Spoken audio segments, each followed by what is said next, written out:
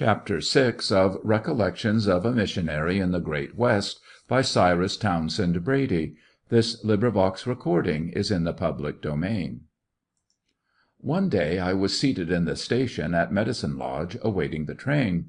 I was reading intently and was absorbed in my book, but I noticed a cowboy walking about the room eyeing me, evidently desiring to be sociable. He finally stopped before me, saying, "Good morning, stranger. What might you be a-doing?" "I am reading," I answered. "What are you reading?" "A book on evolution." "What's evolution?" he asked curiously. Herbert Spencer's famous definition was on the page before my eyes, and without a second's hesitation I read it off in the most rapid manner. "Evolution is an integration of matter and concomitant dissipation of motion, during which the matter passes from an indefinite, incoherent homogeneity to a definite, coherent heterogeneity, during which the retained motion undergoes a parallel transformation." The effect was startling. "My God!" he cried. And then he stepped backward in his tracks, threw up his hands, gazed at me with astonished eyes, and with jaws dropping in amazement, absolutely backed out of the room. I think this is the only instance on record of a cowboy being held up by Herbert Spencer. I left that town on the little rickety railroad which was the tenuous link connecting it with civilization, just as a violent storm was arising. Before the train reached the junction point on the main line, a way station which rejoiced in the utterly incongruous name of Attica, a fully developed sand storm was raging through the country. It was midwinter, and the thermometer dropped suddenly as the whirling masses of dust and sand came sweeping down from the north over the bare prairie. It is impossible to describe adequately the thickness of the atmosphere. No object could have been discerned at a distance exceeding the width of an ordinary street, on account of the sand. The train was stalled in a cut near the station by the mass of sand, which filled the excavation almost up to the platforms of the cars, and the engine died. To face the swirling mass for any length of time was to have one's face cut to pieces. It was impossible to force an engine through the sand, and even a rotary snow plow would have made no impression upon it whatever. There was nothing to be done but to abandon the train and wait for the abatement of the storm, and then dig it out with shovels. The train hands and the few passengers made their way to a building, called by courtesy a hotel, which stood near the station. The sand storm died away in the course of the afternoon, and was succeeded by a blizzard, so that the sand heaps were covered by deep snow. Wires were down in every direction, and trains blockaded all over the State. The winter wheat had actually been blown out of the ground in many places. It was deathly cold. The landlord of the hotel, with his wife and children, occupied one room with a fire in it. Another was given to the women passengers of the train, and that exhausted the tale of the rooms, which were heated. The house was so old that I could push aside the mop board and thrust my foot out into the air through the rotten weather boarding in the room which was allotted to me for sleeping. There were no blankets on the bed, which was of the variety known as "shuck." I lay down on the comfortable (singular misnomer) with all my clothes on, including my shoes (it was the first time I ever went to bed with my boots on), and rolled myself up within its compass, but it was absolutely impossible to sleep, the cold was so intense. So a little after midnight I arose, went down to the office, and kindled a fire. I was joined presently by the rest of the men, who had been similarly accommodated. By the next morning the storm had died away, leaving the ground covered with snow, though the intense cold still continued. There was illness in my family, and as I was unable to communicate with them by telegraph, I felt my presence at home was imperative. By dint of much persuasion and the expenditure of almost all the money I had, I succeeded in getting 2 horses and a sleigh with which to drive to the town, whence I hoped the railroad might be open. I was to leave the horses until called for. I reached the town all right, with one hand and part of my face frostbitten, took the train, made another railroad connection, ran into a drift, tried it again, and after two other similar experiences reached my destination, 5 days late. The family were all right when I got there. Snow blockades were frequent. I was on a freight train one winter morning which pulled into a little siding to allow the Overland Limited to pass and proceed on its way. There was a bit of woodland down the road, out of which the track sprang in a rather sharp curve. I stepped out of the caboose and stood on the little station platform to watch the express train go by. I always do that. I like to see it. We could hear the roar of it a long distance over the prairie, coming nearer and nearer. Suddenly, like the thunderbolt itself, it darted out of the screen of woodland, whirled around the curve, and, rocking like a storm, made for the station. It passed by at a speed of more than 50 miles an hour, a great train of Pullman cars drawn by a splendid engine. It split the air like a flash of lightning. The ground fairly quivered under the weight of it. The roar in our ears was appalling. The dust swept by us as if from a cyclone. The eye had scarcely time to realize its approach before the concussion of its passage stopped the breath. Almost before the roar had died away, it was gone. Such a splendid exhibition of applied power and science I have not often seen. As I stood there recovering my composure, a little drop of snow drifted softly down and rested gently upon my cheek. "Ah," said I, as I felt the cold touch, looking after the train in vanishing perspective already far away, "this is that which masters you." And before the night fell, that avalanche of steel, that modern embodiment of force and power, was lying quiet and helpless, its fires burnt out, its life gone, in the grasp of millions of tiny little crystals like that which had just caressed my cheek. It was quite a diversion, when blockaded by snow, to get on the rotary plow at division headquarters and go out to open the road; to see the great white masses of snow in the cuts looming up before you in the moonlight; to push into it with the full strength and speed of the engine and see it fly; to back off and continue the process until the way was clear. The roads ran through walls of corn in summer and through walls of snow in winter. I know not which were the most beautiful.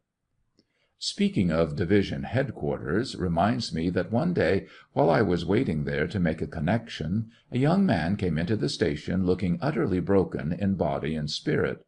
He was white, nervous, and shaking, and he was feebly pulling a bicycle after him. I happened to know him, for he was a member of one of my mission stations up the State. It seems that he had taken his wheel to make a journey of several hundred miles to inspect some land in which he was interested. In the course of his journey he had crossed a very large prairie field which was broken about the middle by a high and unusual transverse ridge. When he had climbed the ridge and mounted his wheel to proceed, he noticed what the rise of ground had obscured from him, that the field was filled with Texas cattle, grazing in little bunches of from 10 to 50.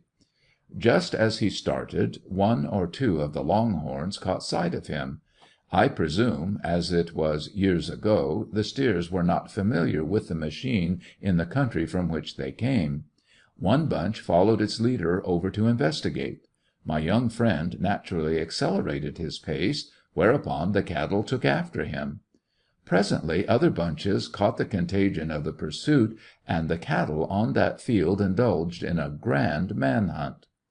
Fortunately the trail across it was straight and level, and led directly to an immense gate.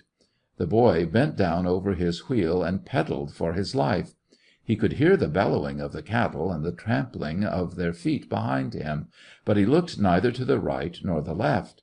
He had no idea what he should do when he reached the gate. All his mind was fixed upon one necessity, to keep ahead. He thinks he gained a little upon them, and, as Providence would have it, as he neared the gate he saw that it was open. The road at that point took a sudden swerve, ran along parallel to the side of the enclosing wall, and then crossed the stockade through the heavy gate at a very acute angle. He dashed through the opening like a flash of lightning, lost his pedals as soon as he got outside, darted along furiously for a short distance, struck a rut or a rock, was pitched off, and lay senseless on the ground. The man who owned the range opportunely happened to visit it at that moment. He had seen the boy on the wheel, had opened the gate to let him pass through, and with one or two attendants had ridden in and headed off the rushing cattle, else the lad would certainly have been killed. One of the men in one of my missions was a judge remarkable not only for his ability, but for his upright and rigid impartiality. A case was being tried before him in which the community were much interested. The prisoner was very unpopular among the people, and every one was anxious that he should be convicted, though there was a strong doubt of his guilt. At the close of the trial the prosecuting attorney ended his address something like this: "The people expect a conviction in this case, and they demand that the prisoner be found guilty and sentenced to the extreme penalty of the law. They will be satisfied with nothing else at the hands of the court and the jury." Whereupon the judge remarked gravely: "I know a case which happened long ago in an Eastern land, gentlemen, where the voice of the people was practically unanimous in demanding the execution of a prisoner, and they so worked on the feelings of the judge that he sentenced an innocent man." It was, of course, necessary that I board around on my visits to different places. The hospitality of the people was always generously and freely given, too generously sometimes, in fact, for they frequently never left me a moment alone. Sometimes, after spending the day with me, my hostess would excuse herself upon the plea of urgent household demands, and say something to this effect: "But we won't allow you to get lonesome. Here's little Johnny, aged 3. He will entertain you," which meant that I was to play for the rest of the day with little Johnny. I used to long for a chance to get lonesome sometime. In one other particular the hospitality was not enjoyable, and that was when the pièce de résistance of the menu was chicken. It seems to me that I have had chicken 3 times a day for a week at a time. This statement is probably incorrect as to facts, but it serves to show the impression left upon me after the years that have intervened. It was frequently presented to me with the remark that preachers always liked it, especially the yellow-legged kind. Yellow-legged chickens, not preachers, be it understood. If anything could make chicken unpalatable to me beyond the mere fact that it was chicken, it would be the thought of the yellow-legged kind. It seemed to me that I had chicken scrambled, fried, soft boiled, and in every other possible shape. Chicken to the right of me, chicken to the left of me, chicken before me, chicken behind me, chicken everywhere, and not a drop to drink, which is a mixture of metaphors or something, but let it pass, as it was in a prohibition state. I wondered sometimes that I did not turn into a chicken myself. I think I could write a feeling essay on the prevalence of chicken in the diocese of X. Once in a while fortune was kind to me, and when I would make a visit to a new town they would have meat, whereupon I never failed elaborately to express my gratitude at the absence of chicken.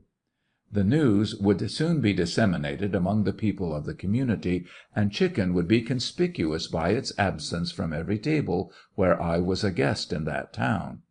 But if I struck chicken on my first visit, I had it forever after.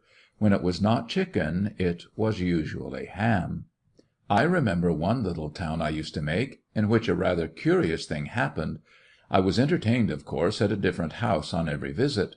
On my first visit I remarked that I did not drink coffee. Since coming East I have learned to do so, with other bad habits I have acquired. On my second visit my hostess remarked, "You do not drink coffee, I believe." "No," I said, "I do not." On my third visit to another house the same question and answer passed. I was more surprised, but said nothing until the conversation had been repeated 5 different times. Then I ventured to ask an explanation. When the remark was made, I replied, "No, I do not, but may I ask who told you?" "Mrs. Biggus," answered my hostess. "Who is Mrs. Biggus?" "Well," said the lady, waiting until the maid left the room, "she is the only woman whom we can secure for domestic service in the town. Everybody who entertains you has had her at the same time to help while you were there. She knows what you like and has told every one." Mrs. Biggus and I met frequently after that, at different houses, and became fast friends. She was a wise old woman, and always staved off the threatened chicken. One day I was visiting a little mission where services were carried on by a lay reader. Just before the service a note was brought in asking prayers for a little Sunday school scholar sick with typhoid fever. After the service the lay reader and I went over to the home of the little lad to see him. His mother, who had been deserted by a drunken husband, lived with 2 little children in a 2-roomed hovel. It would be an insult to architecture to call it a house. It was winter again, and the front room was cold. There was no fire in it, and the woman with her children was in the other room, the kitchen. The little lad, about 6 years old, in the last and lowest stages of typhoid fever, was lying upon an old, dilapidated sofa. A little baby girl, about 2 years old, was dying of pneumonia on a soiled pillow on a rickety Boston rocker. The broken but uncomplaining woman sat between the two, the picture of despair, weeping the silent, bitter tears of ground-down poverty and sorrow. We did what we could to comfort her, and as we walked away I said to the lay reader that the children would undoubtedly die, and if he would let me know I would try to provide for their funeral expenses. "It is not necessary," he replied promptly. "My people, who are all poor like these, have contributed a little fund for just such emergencies as this. That woman there has never failed to make a weekly offering to that fund, and we need no outside help." Oh, the generosity of the poor! How it counts, and what it means to God and man! I was preaching and asking for missionary money once before 2 different congregations on the same day. The next day brought me 2 contributions. One was a check for $1,000. This was in the East, from a noble and generous woman who was as kind as she was wealthy. The other was an assortment of petty coins amounting to 30 cents from a blind woman, an inmate of an eleemosynary institution, who had no income of any kind save what accrued to her from the sale of some useless articles of her own feeble handiwork, which she disposed of infrequently to the curious who chanced to visit the home. This 30 cents was all she had made, all that she was likely to have for a long time. I valued the one gift no more than the other. That was not the point of view of a certain treasurer of a congregation I once knew. The confirmation class which was presented to the bishop was a very large one, but most of its members were young, and those who were not were poor. "Yes," said the treasurer, in response to the rather enthusiastic comment of the minister, "yes, it is a nice class, but I do not think we will rent any pews in it." The same man, speaking of an unusual congregation at an evening service, said to the same minister, "Yes, you are right, it is a large congregation, but there is no money in it." I was preaching about missions another time, urging the congregation to make some sacrifice for the missionary cause, and indicating to them several methods by which they could follow my advice. Among other things, I suggested that they refrain from purchasing any book which they very much desired, and donate the money to me instead for my missionary work. I happen to have perpetrated a book myself. I have perpetrated several since then.